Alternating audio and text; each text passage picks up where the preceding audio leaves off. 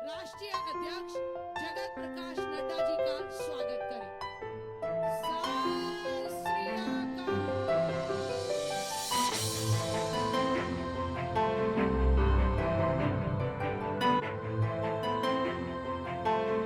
एक बार जोरदार तालियों से अभिनंदन और स्वागत कीजिए हमारे राष्ट्रीय मंत्री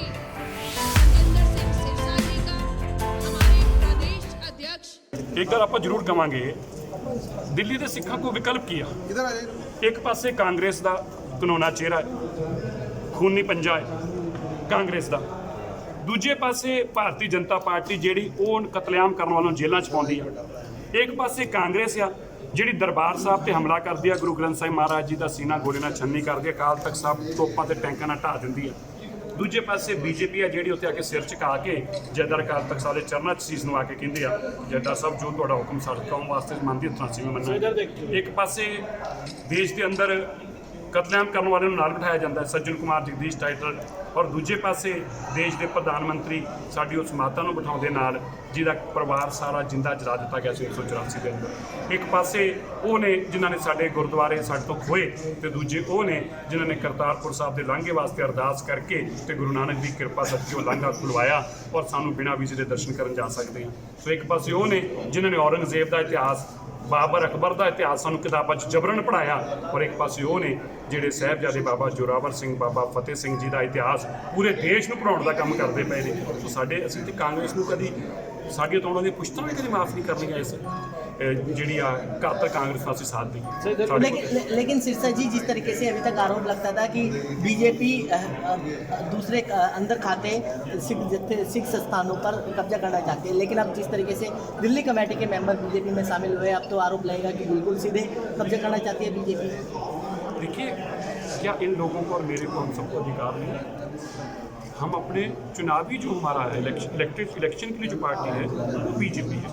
जो गुरुद्वारा कमेटी के अंदर है वो तो गुरुद्वारा कमेटी की सेवा करता है, उससे बीजेपी का क्या मतलब? कौन से एरिया से? मैं विवेक विहार से। क्यों ज्वाइन किया बीजेपी क्यों ज्वाइन किया? मैंने बीजेपी इसलिए ज्वाइन की, मैंने इस सरकार के श्री नरेंद्र मोदी जी के जो मैंने काम देखे, जो बात करूं मैं कॉरिडोर की बात करूं, 400 साल की बात करूं, 450 साल गुलाम देव जी की बात करूं, और अफगानिस्तान से सिखों लाने की बात करूं, गुरु ग्रंथ साहब को लाने की बात करूं, ऐसी बहुत सारी बातें हैं जो मेरे दिल पे लगी और मुझे लगा कि इस सरकार के साथ और मोदी जी के साथ जुड़ना ज़रूरी है, जो सिखों के लिए हमेशा खड़े हैं, और मैं तन मन धन से पूरी सेवा करूंगा इस पार्टी के साथ लग के।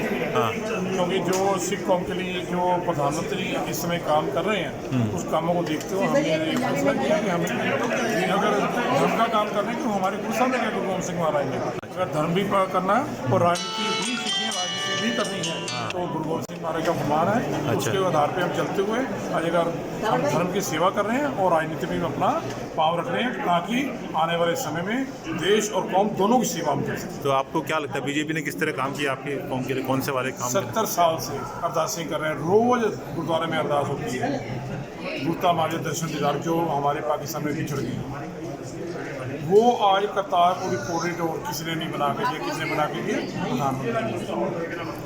अगर गुरु तेग बहादुर साहब के 400 साल को आज बनाते उन्होंने ये माना कहा कि अगर गुरु तेग बहादुर जी शहादत ना देते तो आज हम भी ना होते। और ईसाई धर्म में केवल एक शहादत है, वो कितना बढ़ चढ़ के करते हैं, और आज हमारे साहिबजादों की शहादत को उन्होंने पूरी दुनिया के सामने ला करके रख दिया, चाहे वो उड़िया हो, चाहे बांग्ला, चाहे कोई भी कन्नड़ हो, कोई भी भाषा हो, आज वो वहाँ पढ़ाया जाएगा, और हमारे छोटे साहिबजादों के बारे में बताया जाएगा, ये कौन थे, क्या इन्होंने क्यों शहादत दी, इनकी शहादत क्यों हुई, कौन ऐसे लोग थे जो ऐसा काम कर रहे थे, जिसके वजह 6 साल का बच्चा और 8 साल का हमारे बाप हैं, उन्होंने इतने बड़े काम किए, तो उन्होंने शहादत दी थी, लेकिन ये नहीं मानी, उस चीज़ को सामने लेकर आए हैं नेशनल डे के रूप में, तो प्रधानमंत्री नरेंद्र मोदी। तो ऐसे अनेकों काम हैं। ब्लैक लिस्ट में जो नाम थे वो जो उन्होंने ख़त्म करवा दी लगभग, वो प्रधानमंत्री मोदी से पहले किसी ने नहीं किया। ऐसे इतने हमारे काम हैं जो आपको गिना दूंगा तो शायद शाम हो जाए। तो उस कामों को देखते हुए हमने जो फैसला किया, हम प्रधानमंत्री नरेंद्र मोदी जी का बीजेपी का साथ देंगे, उनके साथ कंधे के साथ कंधा मिलाकर और काम करेंगे ताकि आने वाले समय में हमारी देश और कौम सिक्खी सारी प्रफुल्लित हो सके। जो बोले सो निहाल, जो बोले सो निहाल। आज के इस ज्वाइनिंग के अवसर पर मंच पर विराजमान हमारे पार्टी के महामंत्री श्री तरुण चुग जी, दिल्ली प्रदेश के अध्यक्ष श्री वीरेंद्र सचदेवा जी, हमारे बहुत ही प्रिय और जिनके साथ मुझे काम करने का सौभाग्य मिला है, मजिंदर सिंह सिरसा जी, हमारे राष्ट्रीय मंत्री, मंचासीन सभी गणमान्य सज्जनवृंद और यहाँ इतनी बड़ी संख्या में भारतीय जनता पार्टी में शामिल होने के लिए आए हुए हमारे सभी सज्जनवृंद। सबसे पहले तो आप सब लोग आज यहाँ भारतीय जनता पार्टी के कार्यालय के प्रांगण में भारतीय जनता पार्टी में शामिल हुए हैं। मैं अपनी ओर से और पार्टी की ओर से आप सबको भारतीय जनता पार्टी में आने का हार्दिक अभिनंदन करता हूं, स्वागत करता हूं। सिरसा जी ने अभी अपने पूरे जोशीले अंदाज में आपको बताया कि किस प्रकार भारतीय जनता पार्टी अपने सिख भाइयों के साथ मिलकर, जिन्होंने देश की एकता, अखंडता, देश की एकजुटता और राष्ट्र के प्रहरी के रूप में आपने देश की सेवा की है, उन सब लोगों को पार्टी में शामिल करने के साथ साथ मुख्य धारा में लाने की दृष्टि से पार्टी पूरी ताकत से आप सब लोगों को अपने साथ जोड़कर उस राष्ट्रीय एकता, अखंडता के लिए आपके समर्पण को ध्यान में भी रखती है और उस समर्पण के प्रति अपना आभार भी व्यक्त करती है कि आप सब लोग भारतीय जनता पार्टी में ज्वाइन हैं। मित्रों, हम जानते हैं कि हमारे सिख भाइयों ने किस तरीके से देश के लिए अपनी कुर्बानी दी, देश के लिए बलिदान हुए, कौम की खातिर सबको आगे बढ़ाने की दृष्टि से देश को जितने भी आक्रमण हुए उस सारे आक्रमणों पर उनको मुंह तोड़ जवाब देना और विजय हासिल करने में सिख भाइयों का बहुत बड़ा योगदान है और बहुत बड़े तरीके से उन्होंने इस काम को आगे किया है। ऐसे सिख कौम के हमारे लोग भारतीय जनता पार्टी में शामिल हों, यह हमारे लिए गौरव की बात भी है, खुशी की बात भी है। और मैं ये मानता हूं कि अकेली भारतीय जनता पार्टी है जिसके माध्यम से हम देश की एकता, अखंडता, सुरक्षा को हम आगे बढ़ा सकते हैं और उसमें बहुत बड़ा योगदान आपका है। आपके शामिल होने से हम इस काम को और तीव्र गति से आगे बढ़ा सकते हैं।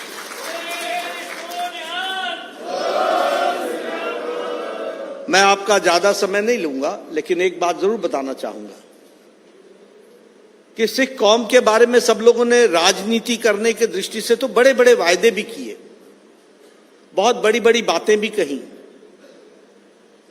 और सिख भाइयों को अपने साथ जोड़ने के लिए हर तरीके के प्रलोभन भी देने का प्रयास हुआ। लेकिन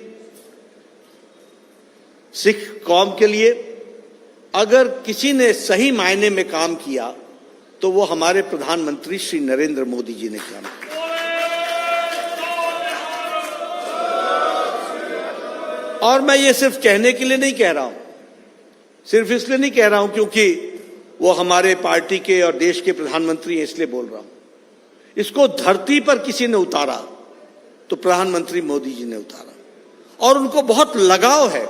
आप सब लोगों को शायद पता नहीं होगा, लंबे समय तक वो पंजाब के प्रभारी रहे। उन्होंने पंजाब का कोई ऐसा शहर नहीं है, कोई ऐसा जिला नहीं है जहां वो गए नहीं और जहां उन्होंने घूमे नहीं या उसकी जानकारी हासिल नहीं की। इसलिए उनको विशेष लगाव रहा है, और इसी लगाव के दृष्टि से आप देखेंगे बहुत लंबे समय से हम कहते थे कि FCRA का रजिस्ट्रेशन हो। हमारे हरमंदिर साहब को सारी दुनिया से लोग कंट्रीब्यूट करना चाहते थे और वहां पर जोड़ना चाहते थे, लेकिन वह FCRA का रजिस्ट्रेशन न होना और वह कंट्रीब्यूशन न पहुंचना, ये एक बहुत बड़ी तकलीफ थी, जिसको लंबे समय तक, मैं किसी का नाम नहीं लूंगा, लेकिन लंबे समय तक लोग प्रधानमंत्री रहे, लेकिन वह हमारे सिख कौम के लिए यह काम नहीं कर सके जो प्रधानमंत्री मोदी जी ने करके दिया। और आज दुनिया भर के लोग जो हरमंदिर साहब में कंट्रीब्यूशन करना चाहते हैं वो कर सकते हैं। इस तरीके की परिस्थिति आई। उसी तरीके से लंगर के भोजन के लिए और लंगर के लिए GST की बात आई, तो उस GST के विषय में सरकार ने तय किया कि हम इसको भरेंगे, लेकिन लंगर पर कोई टैक्स नहीं लगेगा, यह भी फैसला किया गया, तो वो किया गया। करतारपुर कॉरिडोर आपके सामने है। देश 1947 में विभाजित हुआ था और यह हमारा गुरुद्वारा, जिसमें हम सब लोगों की आस्था है, जिससे हम सब लोग जुड़े हैं, वहां शीश टेकना भी मुश्किल हो गया था। और थोड़ा वक्फा नहीं गुजरा, 70 साल गुजर गए, कोई इस मसले को हल नहीं कर सका। लेकिन प्रधानमंत्री जी ने करतारपुर कॉरिडोर बना करके आज हम वहां जाकर के मत्था टेक सकते हैं, शीश टेक सकते हैं। ये काम किया तो प्रधानमंत्री नरेंद्र मोदी जी ने किया। 350वां गुरु पर्व का पर्व मनाना, उसको जिस तरीके से प्रमुखता के साथ प्रधानमंत्री जी ने आगे बढ़ाया, वह भी हम सबके सामने है। और हम सब लोग दिल्ली में बैठे हैं। मैं भी दिल्ली में था उस समय जब सन 84 में मैंने वो घटना देखी है, किस तरीके से मानवता का गला घोटा जा रहा था और किस तरीके से इंसानियत का गला घोटा जा रहा था। और 1984 के राइट्स पर प्रधानमंत्री जी ने SIT बैठाई और ये प्रधानमंत्री जी के काल में हुआ कि सन 84 के दोषी आज जेल में हैं। यह भी काम किया तो प्रधानमंत्री मोदी जी ने किया। वीर बाल दिवस मनाना, यह तो किया ही किया, लेकिन जो सिख कौम का योगदान है, जो शहादत है, जो उन्होंने देश के खातिर अपने आप को कुर्बान किया, उसके बारे में देश को जानकारी वीर बाल दिवस के माध्यम से सारे देश में पहुंचाने का काम प्रधानमंत्री मोदी जी ने किया। यह भी हमको ध्यान में रखना चाहिए। इसलिए बातें बहुत हैं, चाहे वो हमारे लोगों को जो उनको टेररिस्ट के नाम से लिस्ट में डाला हुआ था, ब्लैक लिस्ट में, उससे ब्लैक लिस्ट से निकालने का काम वह भी प्रधानमंत्री मोदी जी ने किया। हमारे विवाह के कार्य के मैरिज एक्ट के तहत जो परिवर्तन लाना था, वह परिवर्तन भी हम प्रधानमंत्री मोदी जी के नेतृत्व में संसद में हुआ, वह भी करवा करके दिया। तो ऐसे बहुत से काम हैं जो प्रधानमंत्री जी के नेतृत्व में हुए हैं। मैं आपको एक ही बात का विश्वास दिलाना चाहता हूं कि आपके योगदान को पहचानना, उसकी इज्जत करना और साथ में आपको मुख्य धारा में शामिल करते हुए पूरी ताकत से आपको आगे बढ़ाना, यह संभव है तो भारतीय जनता पार्टी में ही संभव है। इस बात का आपको विश्वास दिलाता हूं।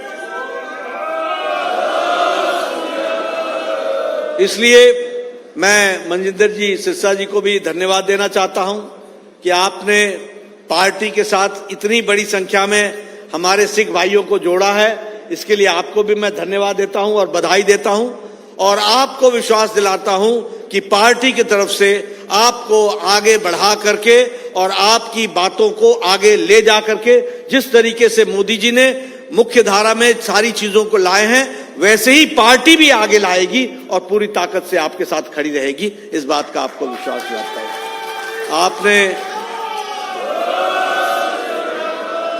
आपने बड़े शांति से मेरी बात सुनी, इसके लिए आपको विशेष करके धन्यवाद।